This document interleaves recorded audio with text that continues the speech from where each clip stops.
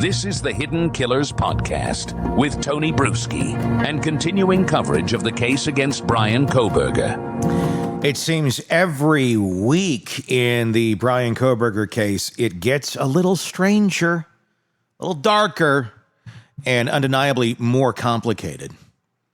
Recently, we've witnessed dramatic courtroom battles as the defense, led by seasoned attorney Ann Taylor, made an aggressive push, introducing the idea that someone else entirely may have committed these horrific murders. Judge Hippler, however, wasn't having it.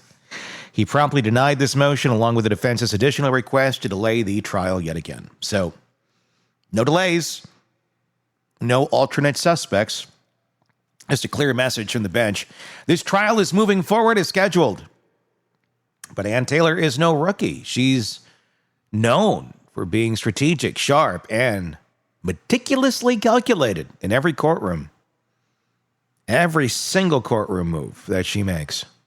Which leads us to wonder, what was the real motive behind these seemingly doomed to fail motions? Is it truly an attempt at raising reasonable doubt, or perhaps a strategic chess move aimed at influencing the minds of potential jurors long before they've ever been seated? Adding to the complexity is the newly surfaced eyewitness claim from a DoorDash driver who delivered food moments before the murders, nearly 2 years later, under unusual circumstances involving a DUI arrest. I know it was medication. She publicly announced that she had seen Kohberger parked near the crime scene that night. The timing and circumstances of this revelation immediately raised eyebrows, injecting yet another layer of uncertainty and controversy into an already heated trial. To unravel these complexities, we're joined today by Robin Dreeke, retired FBI special agent who previously served as chief of the FBI's Counterintelligence Behavioral Analysis Program.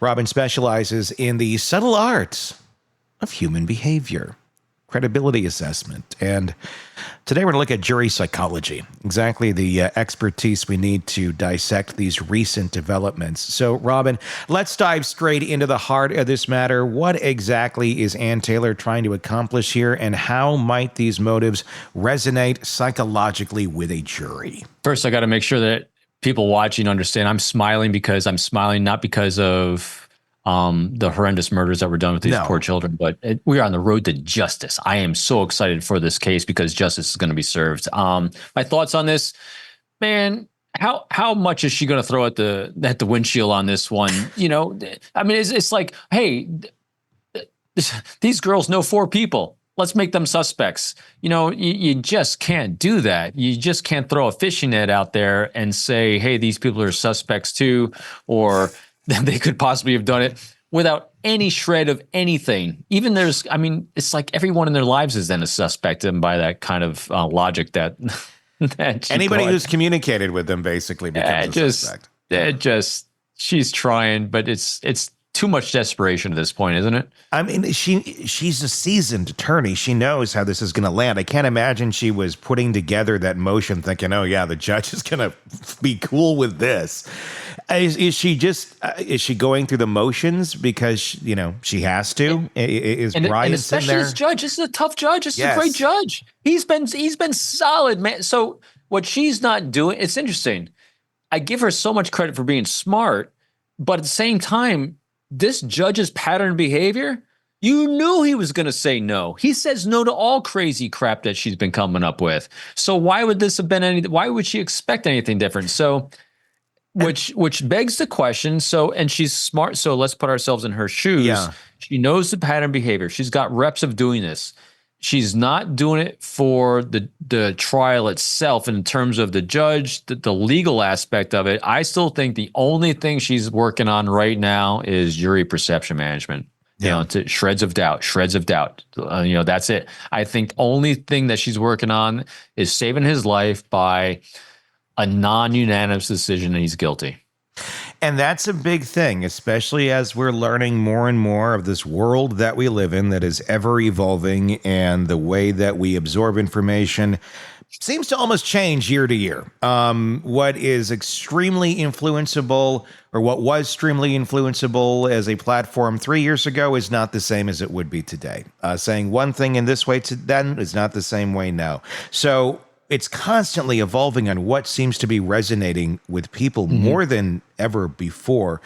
That being said, half of your battle, if not more than half of your battle, 75%, 85%, I think, of your battle in a criminal case night right now, this is just my opinion, this is not any sort of study, probably done before the trial actually starts. Yep. I mean, obviously, that's usually through motions, but I'm talking about jury perception, potential jury perception. It's more like a campaign than it is, let's, pick the most, optimal jurors here, because in the past, most people didn't know the details of all of these cases in such great depth.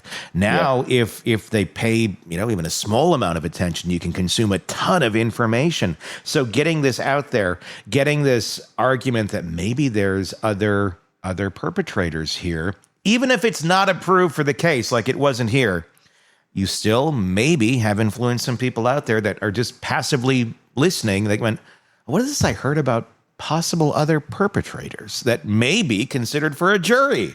That's a big thing to try and win. And I'm thinking she's playing that card as strong as she can, because she had to damn well know this was never going to make it to trial with those other third-party culprits. Yeah, 100%. I couldn't agree with you more. So she's argued that, change of venue because of the biased jury pool. And so she's aware of the biased jury pool. She's trying to use that fact in her favor.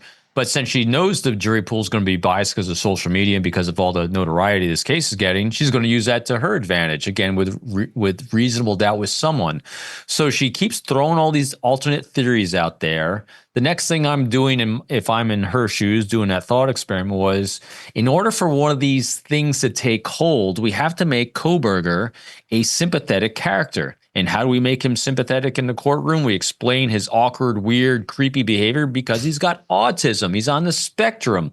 So hopefully someone in the jury has someone in their lives that's on the autism spectrum, so you can have a sympathetic thing, because it takes just one person to not be 100% convinced, to have that reasonable doubt about it was him. And so we're going to throw all these theories that are going to potentially grab hold with someone for reasonable doubt, and you make him a sympathetic character, we might save his life. I really think that's all she's grasping at. An interesting thing on that about the weird, creepy character.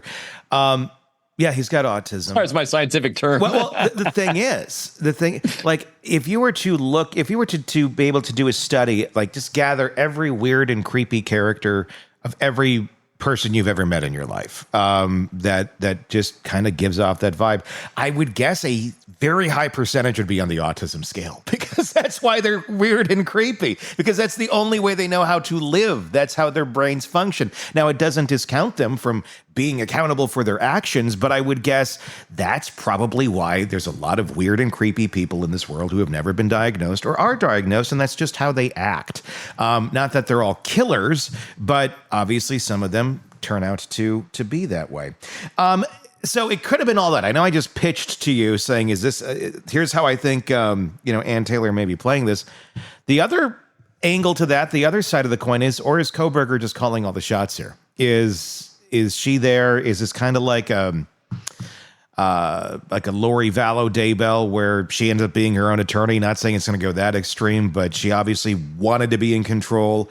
Karen Reed seemed to be in a lot of control of her case too. We saw how she was reacting in the courtroom, how she was dictating things to her attorneys. Ultimately, she is the boss. The attorneys are working for her, and Ann Taylor is working for him. How much of this is Kohberger thinking, I want you to go out there and argue that it could be these people, it could be that people? I mean, do you think it could be that? What are your, or is it just more Ann Taylor being smart and Kohberger going, whatever you think? So I think Ann Taylor is smarter than that, again, unless it's part of her active forefront strategy. But again, she's hired by the family. And remember, the mother she's the one that's not giving in on this. So again, throwing back to trying to bring in all the data points I have on everything regarding this case, which they're all over the place, and getting out of what we see right here and kind of going back again.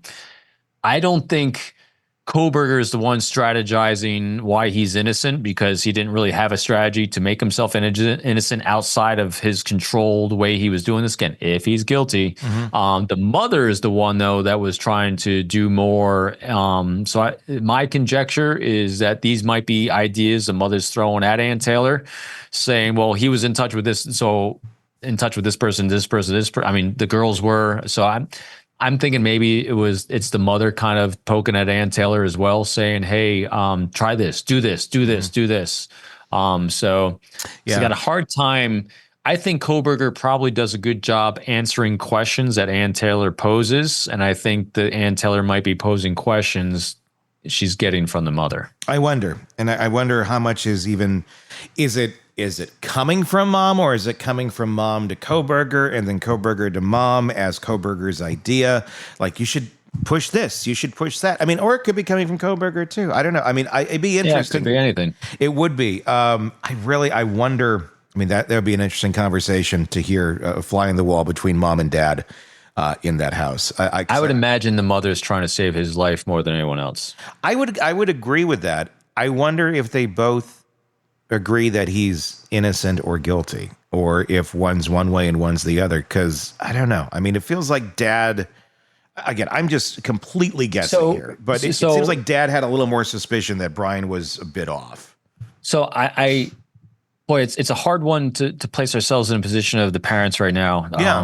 Because it's grueling, it's horrendous to even contemplate. And I don't think I know, again, you see me doing these pauses because I literally am trying to place myself, in this position with my own kids. So at this point, is she really thinking, or the parents really thinking he's innocent, or are they thinking more save his life, save his life, save his life, save his life? And so I think the actions that they're doing is, I don't think they're even entertaining the fact that my little boy did this.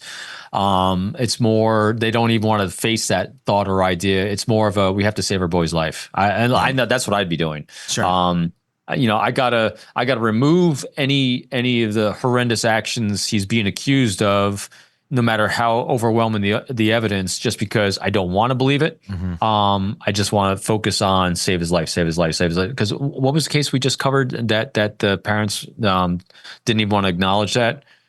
What case? Oh, I'm sorry, I'm digressing. We covered it last week. Last week. I'm running a blank. I'm running a blank too, but basically it has exactly the same thing. That it was just not wanting to acknowledge the actions or the guilty actions of the one they love, but they really wanted to focus on this. Barry Morphew, the daughters. The daughters are still supporting dad, and mom is the one that he's alleged to have murdered. That might be the one. I'm sorry. Oh my God, Gilgo Murderers Beach. Oh, the Gilgo, the Long Island serial killer. Oh yes, that one too. That one, the family is doing the same sort of thing. The wife refuses, no matter what, to acknowledge the fact that he could have done it, would do it, even if it came from him. She won't even. She says they'll accept it if Rex Heuermann tells her himself, even though she won't. So I think we have that kind of thing going on. At least I would. In this kind of case here. So I think she's just trying hard to save his life. As retired FBI Special Agent Robin Dreeke providing us with some much-needed clarity on the intricate psychological dynamics at play in the Kohberger trial. As Robin explained, it's crucial to understand that courtroom battles like this often involve subtle tactics far beyond the simple presentation of evidence. And Taylor's recent moves, introducing alternate suspects, seeking delays, and perhaps indirectly influencing potential jurors, might appear questionable or even desperate at first glance. But as we've learned today, there's often more than meets the eye. One particularly intriguing point Robin touched on was how modern juries process information differently in today's media-saturated environment. Jurors now arrive with extensive pre-existing knowledge, opinions, and biases, sometimes without even realizing it. And Taylor's motions, although unsuccessful legally, might still achieve their intended psychological effect, planting small, persistent seeds of doubt in the public's mind. These seeds could grow quietly, influencing jurors' subconscious impressions, long before opening statements begin.